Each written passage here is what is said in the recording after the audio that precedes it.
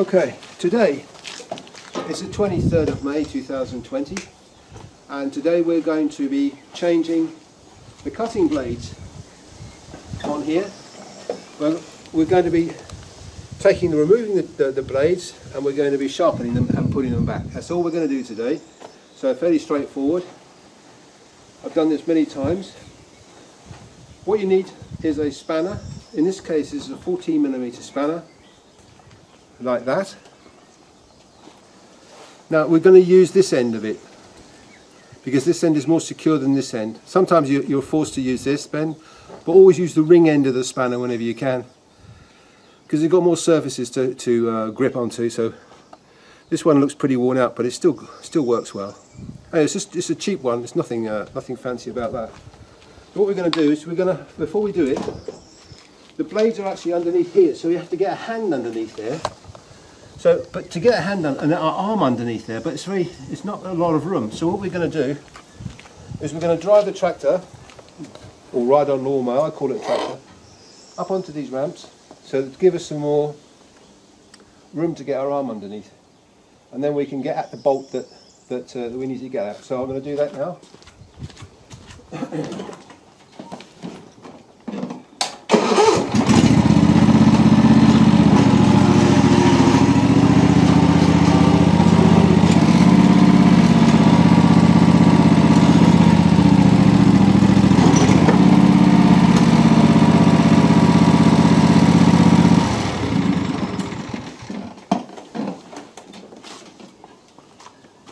And we're going to get a brick to put under the back wheel because the brake is not so good.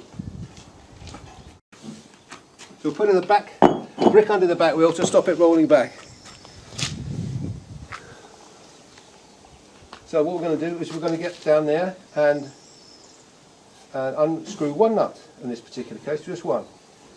And to do that, we'll just get on and do it. You can wear gloves, you can wear safety glasses, but there's nothing moving here, so you may want to protect your hand with the glove if you think that the spanner's going to slip. It's up to you, but wear what you think is appropriate. Now we're going to go underneath here. Notice the engine is stopped now. It's not running. It's not moving. Going to be rolling backwards because we've got a brick under the back wheel. So we're going to get down here, and we're going to take this, unscrew this nut under here. And this is where the blades are. This is what the left hand blade, the right hand blade is over there. So we're going to take this nut off here. We're going to undo this. And normally this is quite tight, this one. Okay, now the ring part of it won't.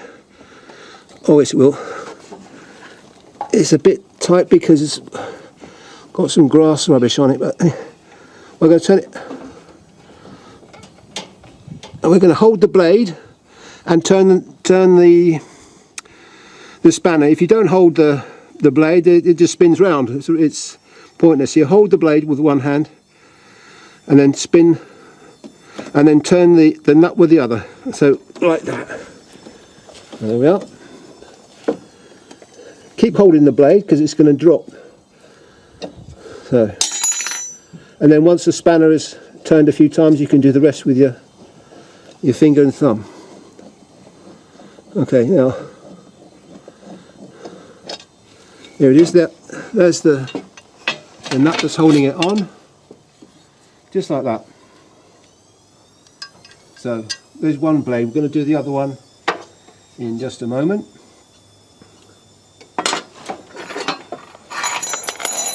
We'll take our spanner. We have to go around the other side, and we'll do the same there.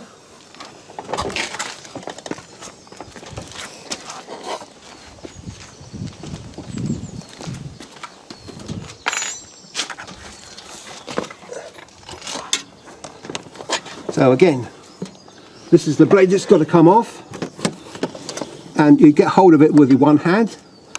You put the spanner on it again with the other. It's going to have a bit of mud on it, so just beware that the ring end of the spanner might not go in properly. You might want to use that one, but try and use this one if you can. This end if you can. Okay, so now we're going to turn. Now we're going to have to use this end of it. There's too much mud and stuff, what I really need to do is get a wire brush and just give that a turn. We'll try this end of it first. So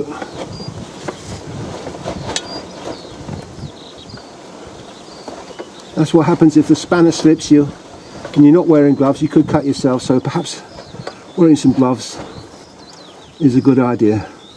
I'm going to have to go and get a wire brush and clean this nut up because I can't get both ends on properly, so I'll just cut the camera for now.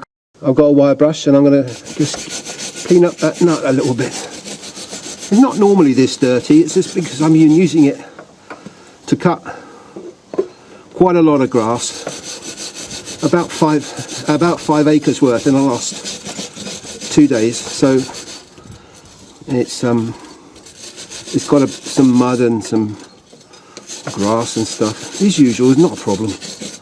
Okay, right, I've used the wire brush. Now we're going to go back in with the spanner, the ring end again if possible. Okay, that kind of fits on a lot better now, and we're going to just turn it like that, and then once it's easy to turn, you take the spanner off, hold the blade with the other hand, and unscrew the blade with your other hand, finger and thumb, just like that. So again, look after these nuts. They're special high tensile steel with a special thread on it, which it's important not to damage them, we'll put it that way, because screwing it back will be difficult. So keep them somewhere safe. There we are. So we've got 2 blades now, which we're going to sharpen. And I'll show you the reason. What happens here is that when you use this a blade like this, the profile of the blade is rounded like that. So it's round. So what it does, as the blade spins, it doesn't actually cut the grass very well. It kind of bends the grass, and the tough grass like ryegrass, couch grass, it won't cut it at all. So what you've got to do, what we're going to do now, is to reprofile the edge, that edge of that blade there, and the other side to square. So it's going to be not going to be sharp like a knife. It's going to be square, so like that. So I have an edge similar to that. Obviously this bit doesn't get used as much as the end, but be similar to that. So we're going to take the angle grinder and we're going to grind this. Okay. To do this job, we definitely are going to wear some gloves, and we're going to have some eye protection as well, because we don't want that grinder slipping and cutting any parts of yourself, and we don't want any sparks or any other pieces of metal hitting our eyes, because that will be a problem. So we'll go into the workshop now and do the stuff.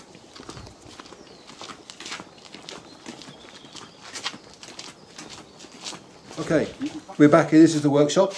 The lighting isn't very good in here, but I'm sure you'll get the gist of what we're trying to do. Okay, we can choose a grinder. This is the grinder I'll be using, only because it gets the job done quickly, and it doesn't. It's man enough for the job. You could use a smaller grinder, no problem. And I've got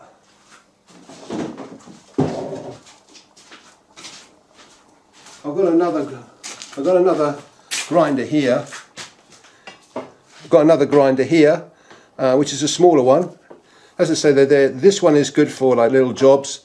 This one will cut through walls and so on. So it's you know, if you're going to use a grinder a lot, buy a big one. If you're not, buy a small one.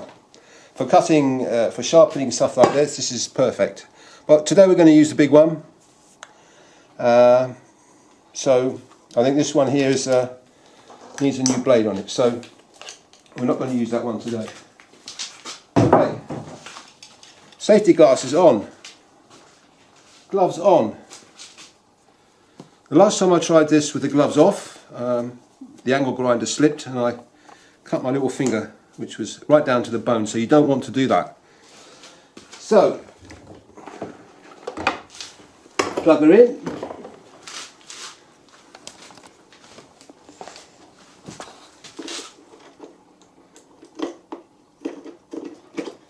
Now if you've never used an angle grinder before, don't worry too much about it. It's a lot of noise, it's big and noisy, and there's loads of sparks, and it's blokey fun I suppose, but don't be scared of it.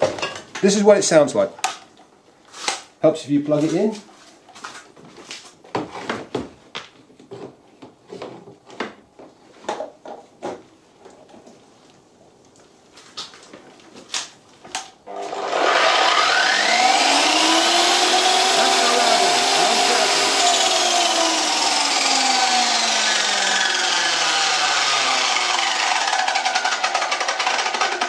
Okay, good angle grinder this. Anyway, what we're going to do now, we're going to put this angle grinder on the floor. Be careful not to trip over the lead, and we're going to put one of these in a little workbench here we got. So, you can only do one side at a time, so just pick any side, doesn't matter. We're going to reshape this one here. This side here is the other, you'll see in a minute. Anyway, then we're going to do this one here, and we're going to profile it in square like this. Okay, here we go. Lots of noise and lots of sparks.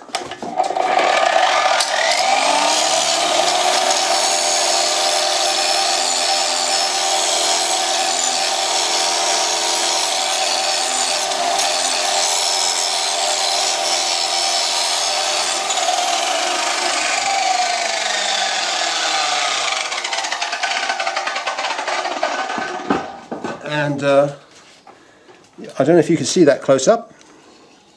You can see how that's been reprofiled now. It's nice, and it's not sharp to a point, it's just sharp, square sharp. So that has a better chance of cutting the grass rather than bending it. So there's no point bending grass, you need to cut the stuff. So, okay, we're going to do the other side now. So turn the blade round. You see the difference between the sides of between the cut and the uncut side. Make sure that's nice and secure in there. Again, make sure you got your glasses on. Okay, again, lots of noise and sparks.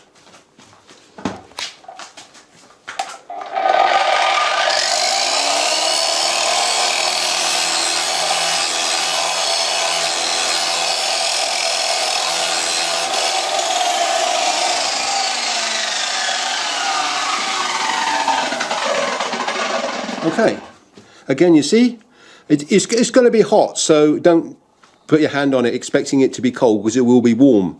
But just give it a few moments, it'll cool down enough to handle easily without gloves on if necessary. Okay, so we'll take that one in, we're going to do the other one. Now, the point to mention here is you don't want to go too crazy and take off too much metal, because all you need to do is just get a new surface on here. We don't need to go make it absolutely smooth and get awful little knots. It doesn't matter, because you're going to hit a stone or something like that in the ground. It's going to knock the edge off anyway. So just get it like that. That's all you need. As I say, it doesn't need to be sharp like a knife or a pair of scissors. Just like that. It's perfect. And that's the other side. So we're going to do the same with this one now.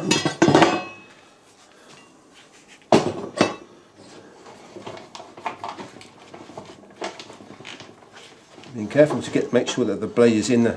You do really need you can do it without a vise, but a vise makes the job easier, and it keeps the work steady, so you don't hurt yourself. Okay.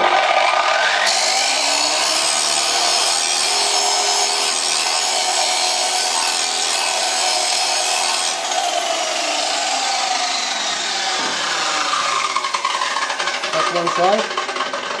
I'll quickly do the other. See how fast it is. Once you've done it a couple of times, you'll be fast. This won't take this won't take long at all. Okay, so get the other end in a bit. There we are. Tighten up. This is this little vise thing. I have got a big vise somewhere else, but I hardly use it, so I've unbolted it and it's in storage somewhere. This is the vise I normally use for everything. Okay, here we go.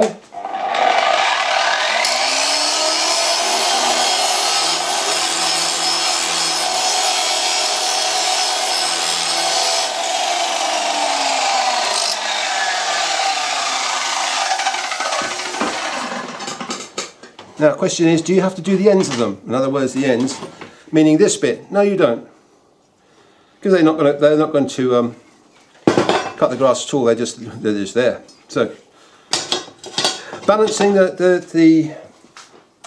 balancing the blades. Well, there's a good question, isn't it?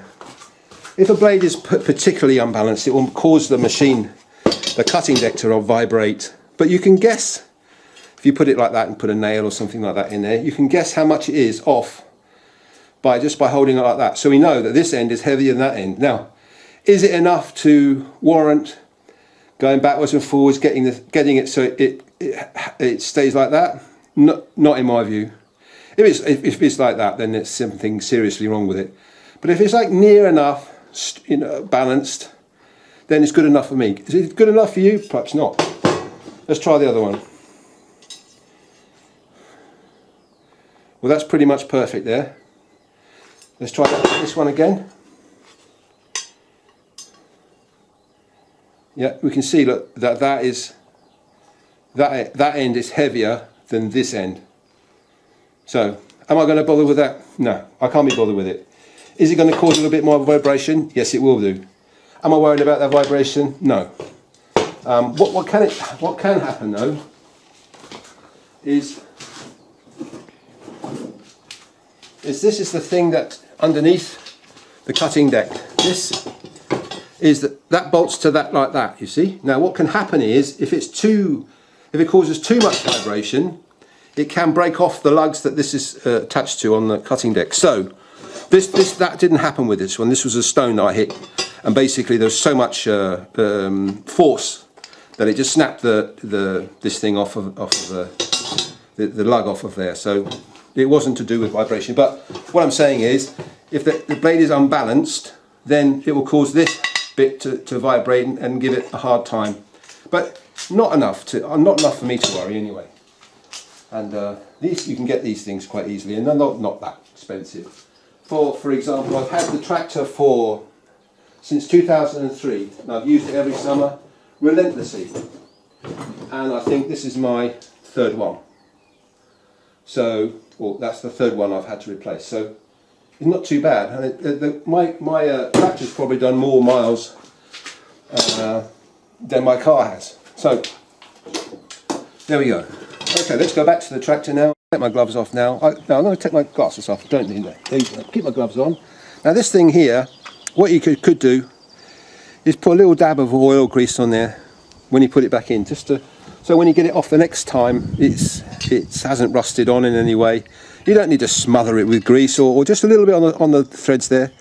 I'm not going to do it now because it's quite oily, as you can see. So I'm going to leave it now. When you put these things back, make sure you don't put it down that way, up like that, because that bit there and that bit there will impact the ground, and you don't want that. It's going to go around that way around like that. So these things are at the uppermost, and these are supposed to be helping with mulching and stuff. I don't know exactly their function, but make sure that both of these things are pointing upwards. Okay, so we're going to go and fix this thing underneath here.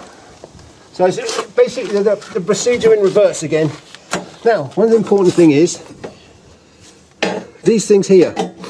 Now, the cutout here has to correspond with the cutout or the protrusion on the pinion that you're fitting it to. So you must have these things aligned, and I'll try and show you if the camera can get in a little bit closer. I don't know, but so what I do is I offer up the blade, get it started on the thread with the nut with the fingers. Okay, you can see it there spinning like that. Okay, so we'll get it. Oh, wait a minute. You see, here's something I've done, ladies and gentlemen. I put the blade round the wrong way. I was just talking about that. You see that these things are pointing down? There. Okay, so we'll make sure we've got it the right way around. So we'll just turn it upside down. Okay, start again. So we'll put the bolt in to start with, just like that. Get it started on the thread, and then just do that, just to show you that it's moving. Now what we've got to do is kind of offer up the blade to the housing like that, so it just clicks in. Not just sit it on top, because that's not good enough. it actually has to connect inside, like a bit of like a jigsaw puzzle, inside the blade with the thing that turns the blade. And I can't remember what the name of it is called at the moment. Anyway, we'll do the nut up by finger tight, and we can see that that's turning nicely. There doesn't wobble. There's no lateral movement there, just a little bit. So we'll get the spanner and we'll tighten this up. Okay. Now, how tight you tighten this, I don't know what it is in torque values. They're probably in the book somewhere, but just tighten it as hard as you can. I think that's the general thing. The spanner's slipping off there a little bit. Yeah, like that. Give it a yeah at the end, and then that'll be tight enough. You see if it's loose. If you don't do this up enough, what will happen is the blade will come loose. The blade will drop and will chew up the end of the things attached to, and that shape, that kind of star-shaped thing, will start to get worn away, and so you have to buy a whole new shaft because the blades won't connect into it any longer. So make sure you get that nice double check. I always double check. Oh. Now gloves are good here because if your hand did slip, for example, clack like that, you know, you're not going to take your skin off. The gloves will take the strain. So yes, that's good. Now what you don't want to use is a massive great spanner for this, you know, a big long one, because you're going to put too much torque on that screw. You're going to tighten it up too much, and the screw's got to be tight, extra tight, but not so tight that it strips the thread inside the mandrel there, because if it does, you've got to buy a new mandrel or get it rethreaded. Anyway, it's more work and more aggravation. So don't get it nice and tight, real tight. Just double check again, triple check. Yeah, it's good. And that's good to go. Right, we're going to do the other side now, quickly. So we'll go around the other side. And we'll do that. Again, check the nut. You've got a bit of copper slip on there, or copper grease, and that already, so it doesn't really need it anymore. Make sure you put this around the right way, so it's got to go like that, rather than like that. Okay. Now, let's put this one on, and see if we can get this right first time this time. Okay, so check, make sure the blades are around up, not the right side, the right way up. Then we've got to get in the nut. Oh, sorry, the bolt. Well, nut, a bolt, and the bolt. Anyway, just screw it in hand tight for the moment. Move it around, it moves good.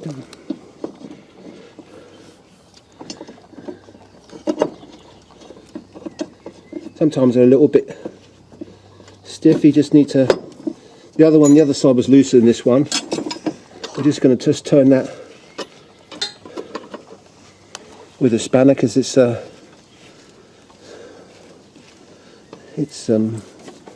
that's a bit too much, because oh no, I can. Okay, right, so I've slotted in the blade into the mandrel part of it, so we're going to go, now we've got to hold the blade up and do the nut up, which is always a challenge. So keep going. Oh, you may not want to watch where you watch doing this either. It's a bad move, really. Okay, looks good. It's not wobbly. Now we're going to tighten it up. So get hold of the blade. Yeah, give it some welly. Not too hard. Not like King Kong or whatever. Just give it nice and tight. There we are. That's good. Now you can tell if you haven't tightened it up, because you'll be cutting the lawn and you'll be getting lots and lots and lots of vibration for anything. If every time you get vibration, always stop the thing and check. Stop the engine and check what is wrong, because very often you'll make the matters worse if you don't check it out. Anyway, so there we are. Both blades are back, and we're ready to rumble. So let's get the tractor off of the ramps and spin the blades up. They do turn nicely. We've checked them like that. So there should be nothing wrong with that at all. Okay.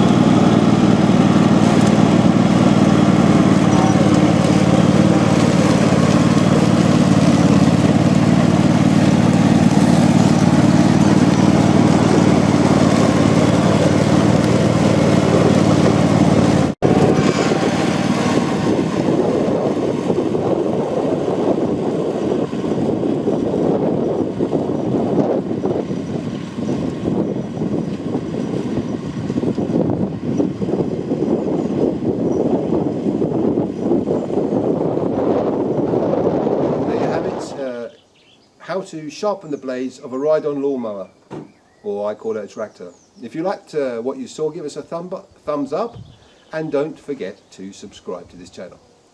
Bye for now, until next time.